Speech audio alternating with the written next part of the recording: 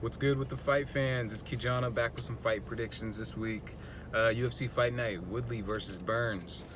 I'm looking forward to about 3 or 4 of the fights that are on this card.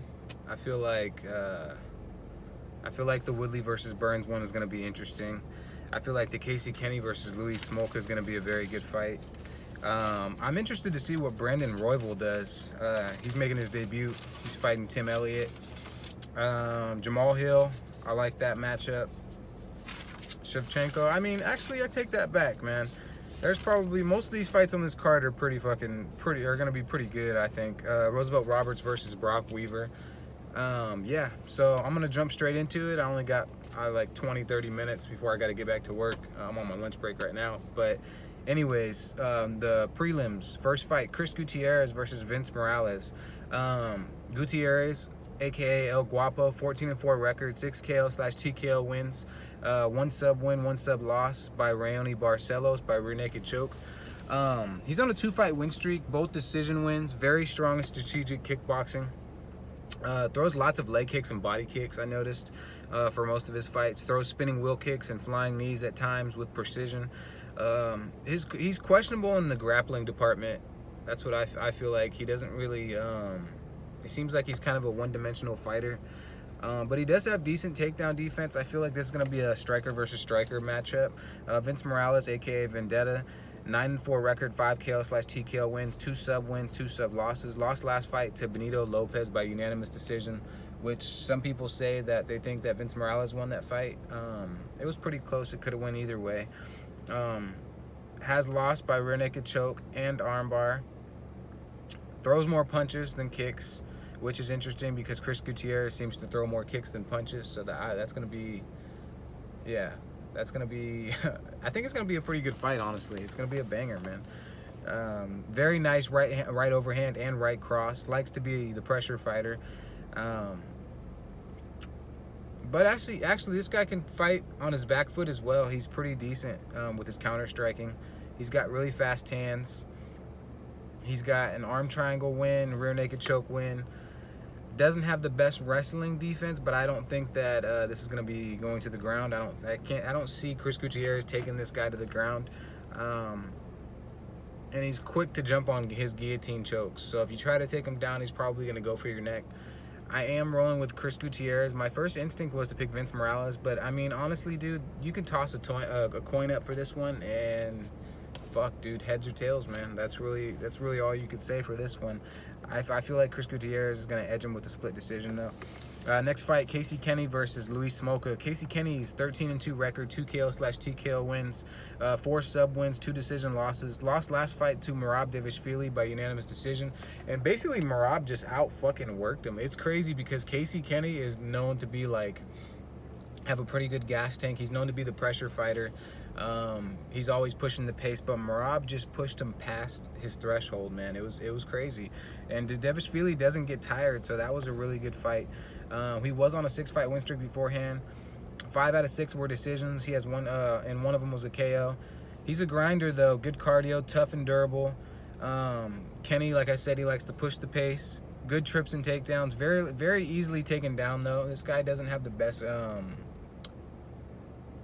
wrestling defense, in my own opinion. Throws lots of wild looping strikes. Has the reach advantage in this fight versus Smolka. He's a volume striker, so he's not a heavy. I don't feel like he's heavy-handed. He doesn't have that many knockouts. He's rocked a few of his fighters, but couldn't finish them. So yeah, he's more of a volume striker. He likes to throw a lot of fucking strikes at you. Louis Smolka, aka The Last Samurai, 16-6 record, 7 KO/TKO wins, 7 sub wins, 2 sub losses. He beat Ryan McDonald by TKO in round 1. Wasn't really impressive to me, honestly. I expected Smolka to win. I picked Smolka to win. Ryan McDonald, I feel like he jumped into the UFC a little bit too early. I feel like he still has a little bit of time that he needs to progress and tweak some of his skills, his MMA skills. So I don't see him being in the UFC that much longer, but I do see him maybe possibly making a return if he can get everything situated. He did lose to Matt Schnell by triangle choke and Brandon Moreno by guillotine choke. Was on a 4-fight losing streak before being cut from the UFC. A lot of people don't know, but Louis Smolka had a really bad drinking problem. You can go watch some of his interviews. He talks about it. basically an alcoholic, and it was throwing off of his training programs. It wasn't. He was in the basically he was in the wrong mindset when he was on his losing streak. So I feel like that was a big issue. But this dude's a well-rounded fighter, man. He's been around for a little while now. Luis Smoko's been around for a little while. He's fought some veterans in the sport, and he's got some pretty decent wins. He's got good submission skills. He's got pretty good grappling skills. His transitions are good. His striking's pretty decent. I feel like his striking's actually improved. So yeah, this is gonna be, it's crazy because Casey Kenney is such a huge favorite in this fight, but I could see Luis Smolka getting a victory over him, maybe a submission victory, or edging him with a split decision. But I am rolling with Casey Kenney. I feel like he's gonna push the pace a little bit more than Smolka will. Next fight, Tim Elliott versus Brandon Royval. 15-10 record for Tim Elliott, 3 KO/TKO wins, 6 sub wins, 1 TKO loss, 4 sub losses. He's 33 years old, so I guess that's your prime age around there. What, 30 to 35, I would say. That's like prime years for most people. He's on a 2-fight losing streak. Lost a UD to Askar Askarov and a guillotine choke to Dievison Figueroa. Last win was to Mark De La Rosa by Anaconda choke, and that was back in 2017. So it's been a while since this guy's seen a victory or had a victory, you know. Very wild striker, seems to have stayed stagnant even being out of the UFC and returning. He doesn't seem to be much of a different fighter. The only thing that's different about Tim Elliott, I guess, is his mullet. That's about it, man. I'm not really digging that. I've never been a huge fan of Tim Elliott. He's got decent cardio, good trips and takedowns. Has very good wrestling skills, though. He can take you down numerous of times. It just doesn't seem like he can keep you. He doesn't really keep his opponents on the ground for a long period of time. But I mean, he's fought some pretty fucking good fighters, man. He's fought the cream of the crop. Striking has always been so-so. I don't feel like his striking's been that good. He eats a lot of punches, doesn't have good head movement, kind of flat-footed. Gets hit a lot, and when he gets hit, when he does get hit, even if it doesn't seem like it's a strong, like powerful punch or anything or kick, it just seems like he has like kind of a glass jaw. He gets rocked very easily. But who knows, man? Maybe those are really hard strikes. Tim Elliott's a Capricorn though, man, so yeah, that's what's up. I'm a Capricorn as well. Brandon Royval, he's fighting this guy, Raw Dog, 10-4 record. I'm not really feeling that nickname. 3 KO/TKO wins, 6 sub wins, 4 decision losses. Very slick on the ground, 3 arm bars and 3 triangle choke wins. So I mean, this guy can get you caught up, man. He's good off of his back, and he's good on in top positions. Last loss was to a good wrestler, Casey Kenney, which he's fighting Tim, who is also a relentless pressure type of fighter with good wrestling and gave him trouble on the ground. So I mean, fuck, he's fighting another wrestler, so he could lose this one. I don't see it happening though. I feel like Brandon Royval might actually even get a KO in this one, TKO possibly, or a submission over Tim Elliott. He's on a 2-fight win streak, both first round arm bars, making UFC debut. Throws nice left overhands, very he's got a powerful left body kick and head kick as well. So comfortable on his back. Gets taken down very easily, but I feel like that's just because he's comfortable on his back. So I don't know. I feel like if he likes getting taken down, or if he doesn't mind getting taken down, that it could work in his favor, but it also could fucking be really bad for him, man. Tim Elliott could do some ground and pound on him. Like, he could fuck him up on the ground if he just like lets him do that. But I think Brandon Royval, I think he's skilled enough to get a submission victory, or at least a decision victory on this one, possibly even a KO. So I mean, I could see him winning in all 3 categories. Relies a little too much though on being on his back. I feel like he likes to be on his back, which is kind of weird. Even if you're really good at submission skills, I just don't feel like that's a smart decision. He's relentless with his submissions and his transitions though. His transitions between armbar and triangle chokes, they're pretty fucking good, dude. 1 minute you're in an armbar, the next minute you're in a triangle, the next minute you're back in an armbar. So it's like he goes off of what you're gonna do. So I'm rolling with Brandon Royval on this one. I don't see Tim Elliott being in the UFC much longer, man. He's getting up there in age as well. Next fight, Klidson Abreu, aka White Bear, versus Jamal Hill, aka Sweet Dreams. 15-4 record for Klidson Abreu. 4 KO/TKO wins, 10 sub wins. That's crazy. It's a lot. 2 KO/TKO losses. 27 years old. He's very young. Lost last fight to Shamil by split decision. Very low volume striker, man. We seen it in his last fight versus Shamil. He just doesn't let his hands go. I don't know what the deal is with this guy. He sits back way too much. That will not work against Jamal Hill. He has too much fucking pressure on his opponents, and he has a lot of output, man. The best bet is going to the ground with his BJJ. He does have a really good Brazilian Jiu-Jitsu background. 6 rear naked choke wins, 3 armbar wins. He looks to take your back quickly and just keep you there, basically until you fucking get tired, and then once he sees an opening, then you're going to be submitted. So this guy's legit on the ground. It's just his striking is not polished whatsoever. He does have power, but he doesn't throw enough strikes. He doesn't mix it up enough on his feet for really to keep people guessing. Jamal Hill's going to capitalize on that. I see that. 7-0 record, 3 KO/TKO wins, 6'4", light heavyweight. He kind of has an OSP body frame a little bit, just a little leaner. Very good cardio for how much output he brings. He does usually tend to gas in the third, but he throws a lot of strikes, man. If you look back on it, on most of his fights, he throws a lot of strikes with the time being in the octagon. Crispy striking and powerful hands. Knows how to fight off of his back foot with precise counter striking, man. He catches a lot of people with his counter striking when they try to pressure him. And he fucks people up with the oblique kicks as well. And his front kicks to keep that distance and range. Left hand is money. Right hand seems to just be kind of his, I don't know, kind of his setup punch. It's always his setup punch, his right hand, I noticed. Uses that just to get that range, that timing, and then he hits you with that left. Vicious knees and elbows, 5-inch reach advantage, good takedown defense. I could see Jamal Hill actually knocking out Klidson Abreu or getting a decision victory. I don't see Klidson Abreu getting this win. A lot of people are saying he's probably going to get a submission victory over Jamal. I don't see that happening. Klidson Abreu actually gets tired faster, I feel like, than Jamal does. So that's not, and he doesn't even throw that many strikes. So I don't really see that. I don't see that happening. Another thing is Klidson Abreu is also a Capricorn. I don't know why I'm throwing that in this video, but it's just interesting to see. I think there's like 5 or 6 Capricorns fighting on this fight card. So I don't know. Maybe that's good luck for me. Maybe I'm gonna. Maybe I should just roll with all the Capricorns on my parlays and fucking see what happens.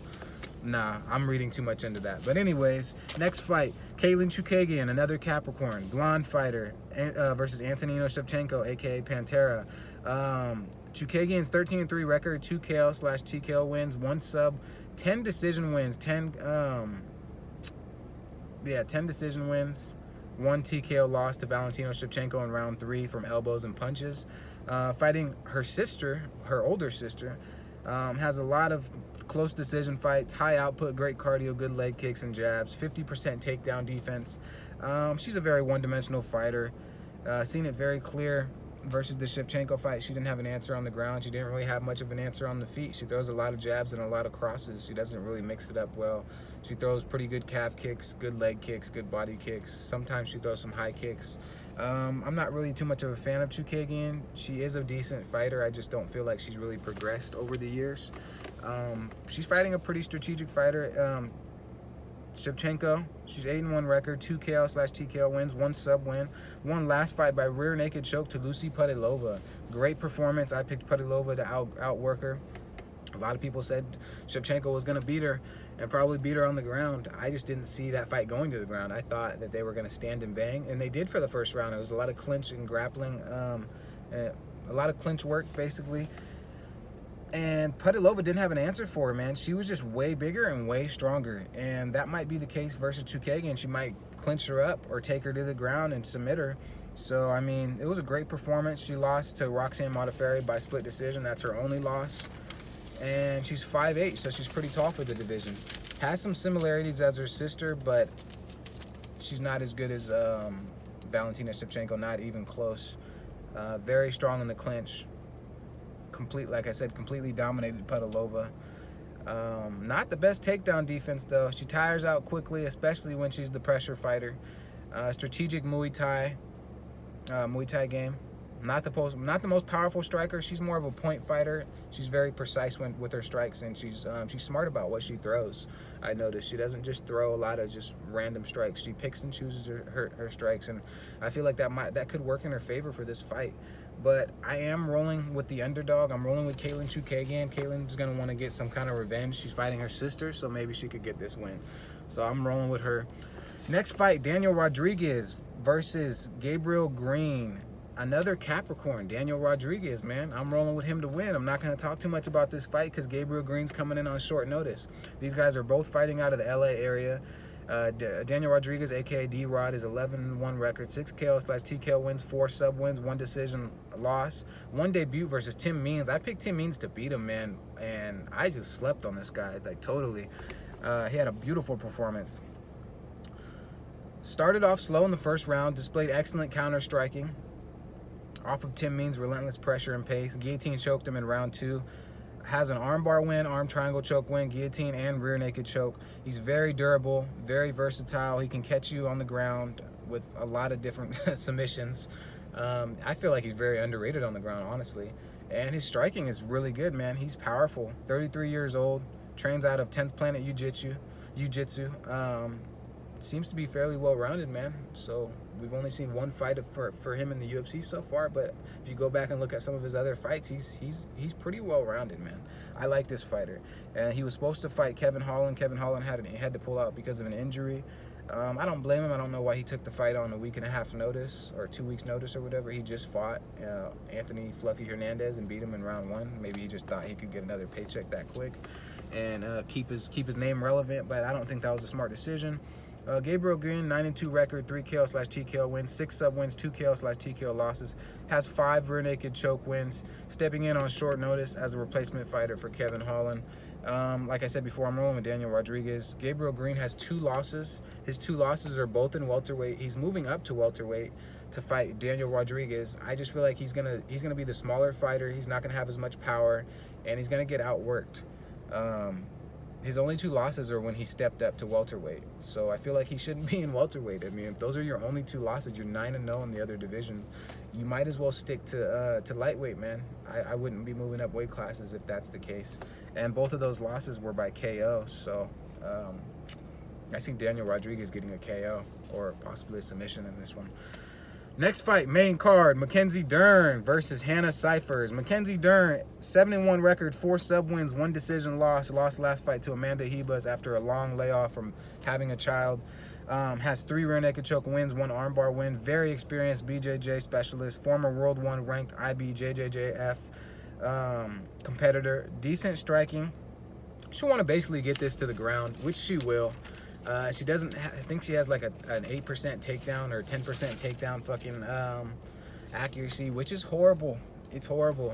I noticed that with a lot of Brazilian Jiu-Jitsu fighters, man.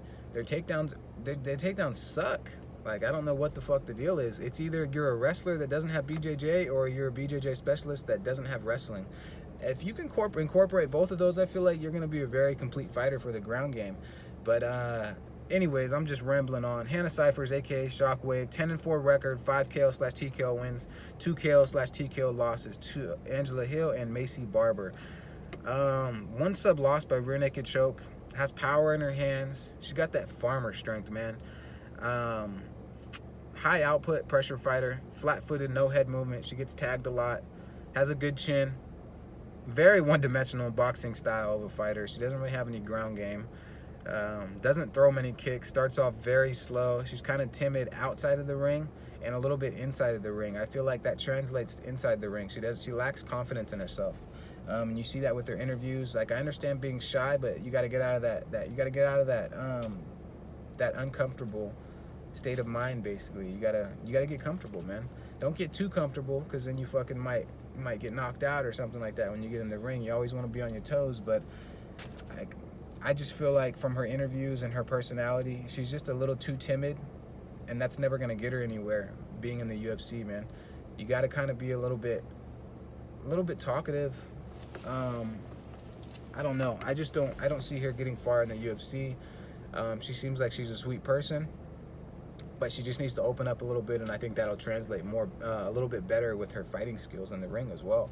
So I mean, it seems like she has a little bit. Seems like she has a little bit in her recent interviews, in her recent fights. But yeah, I don't see her beating Mackenzie Dern. I just don't see it happening. Dern's way too experienced, and she's gonna be the bigger fighter in this fight. Hannah Cifers is like 5'1", 5 foot or 5'1", I can't remember, but she's really small for the division, and I can definitely see her getting submitted within round 1 or 2. So yeah, that's my pick for that one. Next fight, Roosevelt Roberts versus Brock Weaver. The Predator versus Chatatuska. Roosevelt Roberts, man, 9-1 record, 3 KO/TKO wins, 4 sub wins, 1 decision loss. Lost to Vince Pichel by unanimous decision. I felt like he just gassed out and gave up on himself basically in that fight. 3 guillotine choke wins, 1 rear naked choke win, 1 last fight to Alexander Yakovlev. Has precise striking, dude. Him and Brock Weaver both have the same reach, but he's 2 inches taller than Brock Weaver, so that might be a key factor in this fight. He has really good double leg takedowns as well. Ground and pound is vicious. It's fucking vicious, man. When he's in that top control, when he's in full mount, he's gonna throw bombs at you. He's throwing elbows, man. He's throwing those hellbows. But yeah, his top control is pretty good. His submission game is really good. This guy's pretty well-rounded. I feel like he's a slept-on fighter. I feel like he's actually going to be really good in the future as well. So, yeah, he's fighting Brock Weaver. I feel like Brock Weaver has a little bit more hype than anything. Didn't really show much in his last fight. 15-4 record, 2 KO/TKO wins, 3 sub wins, 1 KO/TKO loss, 1 sub loss, 1 debut by disqualification on debut to Rodrigo Vargas. Yeah. I picked him to beat Rodrigo Vargas. I don't know what I seen in that guy. I felt like his hands were crisp, but he didn't really let him go in that fight. He just didn't. He was getting fucked up in that fight the whole time for the few minutes that it lasted. Technically on an 8-fight win streak. He's a warrior at heart, decent cardio, very nice jabs and crosses, throws good leg kicks as well. Still haven't really seen much of this guy, man. So yeah, he has a 70% takedown defense. I can't really go off that just one fight. I can't, because it was a disqualification. I've watched some of his other fights, but I can't really go off of those too much either. This is really his debut, is like, honestly, because that other fight, he didn't get to display anything. So this is going to be a very interesting fight. But I'm rolling with Roosevelt Roberts. I'm rolling with the Predator. I feel like he'll get a UD, maybe even a TKO victory or a submission. I mean, I could see him getting a submission over Brock Weaver, possibly a guillotine choke or something.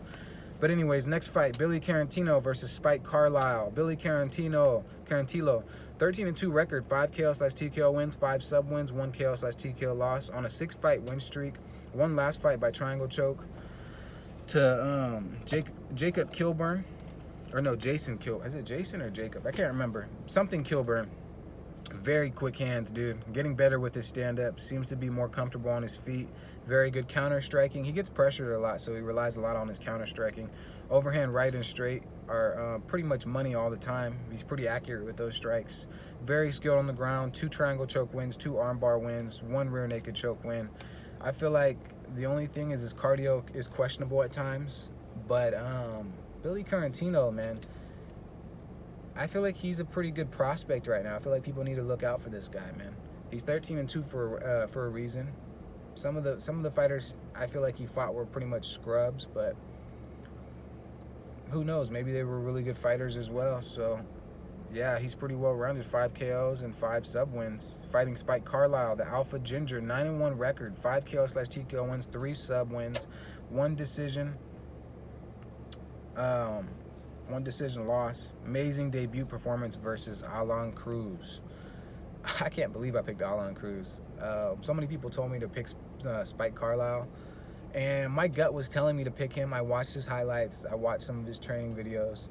Dude's wiry as fuck. Very energetic. Very strong in clinch situations. Doesn't really give up. He never gives up on himself in fights, even when it goes the distance. Like he'll keep fucking going, dude. Yeah, he likes to push the pace, throws very unorthodox strikes and looping punches at times. Vicious ground and pound. He caught Alan Cruz or whatever his name is with that elbow over the top. A lot of people said it was an illegal elbow. I didn't feel like it was. I felt like he angled that perfectly. Especially when I rewatched it. At first, I thought it was an illegal elbow, and I was pretty pissed because I picked Alan Cruz to win. But then I rewatched it, and I was like, no, man, that was it was a good elbow, and he just kept lighting him up with those. So this guy is he's a vicious striker, dude. He's smart, and he's strong as fuck, like I said, in grappling transitions. Nice body kicks, too. And he throws pretty decent leg kicks as well to set up other things. So this guy's well-rounded. I'm picking Billy Quarantillo. But I do feel like Spike Carlisle has a very good chance of winning this fight. A big chance. And he's a super underdog. He's always an underdog, it seems like. So I don't know if that's because he's a ginger or what. But, man, this guy's... I'm interested to see his next fight because we didn't get to see much of him in the other fight. It basically fucking ended so quick, dude. We didn't get to see shit other than those vicious elbows. Next fight, ranked 12 versus ranked 13. Blagoy Ivanov versus Augusto Sakai. 18-3 record for Blagoy, 14-1 record for Sakai. 11 KO/TKO wins for Sakai. 1 decision loss. Yeah, I mean, I'm not talking too much about this fight. I'm rolling with Sakai. He has power in his hands. Blagoy, not enough output for me, so I can't pick him. I can't rely on him to win. He gets too close with a lot of his fights. Split decision losses, split decision wins. He just doesn't have enough output. He's a durable fighter, though, man. He's got a fucking chin. His backstory of him getting stabbed in his fucking heart or sternum or whatever, like that area, it's insane, man. It's insane that he lived through that. So I'm pretty sure any fight that he has, he's not worried about it, man. He's not worried about going out there and risking his life. He's already almost died before. So, I mean, Blagoy's a beast. He just doesn't have enough. He doesn't have enough for me. I think he has a Sambo background as well, so it'll be interesting if he tries to take Sakai down, but I feel like Sakai is going to use that power in his hands and possibly get a TKO or decision victory. He KO'd Marcin Tybura in his last fight in round 1, which was pretty impressive. All right, man. I got to hurry up because I got to get back. This is the main fucking event. Tyron Woodley versus Gilbert Burns. Woodley, the chosen one, 19-4 record, 7 KO/TKO wins, 5 sub wins, 1 TKO loss by Nate Marquardt back in 2012. And he just got fucked up in that fight. He got pushed to the cage. Tyron Woodley's known to back up in a lot of his fights. He backs up too much. And that's always been one of his problems. He backs up towards the cage and then he gets cut off. And he can't get out of those corner situations. He's gotten a lot better with getting out of those situations, but man, that's a really bad tendency to have, to get backed up into the cage like that. He's 38 years old. Last loss was to Usman.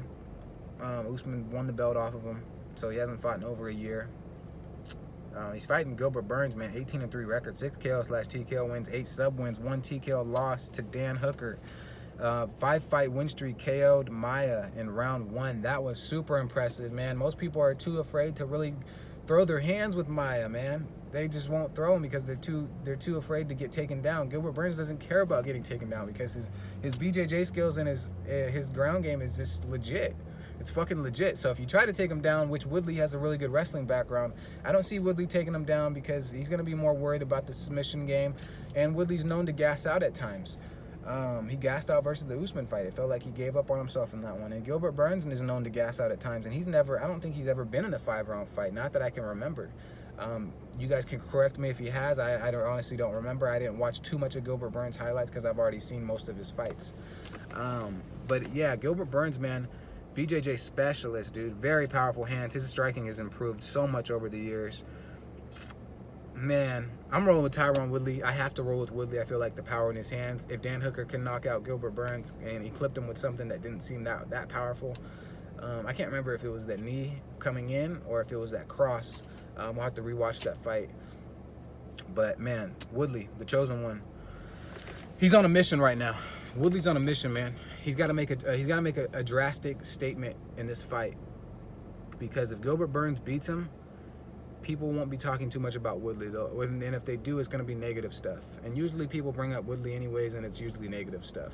I've been a fan of Woodley for a while, man. So I like what he's doing. I do wish he would stick more to fighting and less with other stuff. But I mean, it's his life, dude. You get to do what you want to do when you're making that kind of money. If he wants to be a rapper, let him be a rapper. If he wants to do whatever the fuck he wants to do, let him do what he does. No one talks about what's his name being a model, Luke Rockhold, and all these other fighters doing other stuff on the side. But they wanna criticize Woodley for trying to be a rapper and trying to do other things and have other outlets and have other ways of making money. I feel like it's smart, but at the same time, I feel like you should focus on one thing. If you really want to do that one thing, you can be great at it if you focus at that one thing. But when you have too many fucking, kind of like Israel Adesanya said, I watched the interview of him and Ariel Helwani. If you have your hands in too many pots, you don't have enough hands, man. You can't have your hands in every single pot. You got to pick and choose what you want to do and what you really want to do in life. So he chose to fight. He was a champion, and he's very good at fighting. So I feel like he should stick to that and maybe a little bit less on the other things. But hey, it's his life. I'm rolling with Woodley to win. Make sure you guys like, subscribe, comment. I would have made this video a little bit longer, but fuck, dude, I gotta get back to work. I'm already over my my lunch break right now. So yeah, you guys enjoy the fight. Stay safe, and drop your comments on your parlays. Let me know who you guys think's gonna win and how they're gonna win.